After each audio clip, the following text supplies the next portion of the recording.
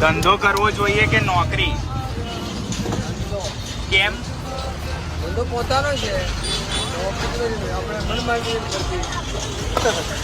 તમે કેટલા વર્ષથી ધંધો કરો છો? 10 વર્ષથી. નોકરીનો ક્યારે વિચાર નથી આવ્યો? ધંધામાં તો પડતી હોય, કોઈ દાડો ના ચાલે તો કેવા વિચારથી તમે ચાલુ રાખો છો?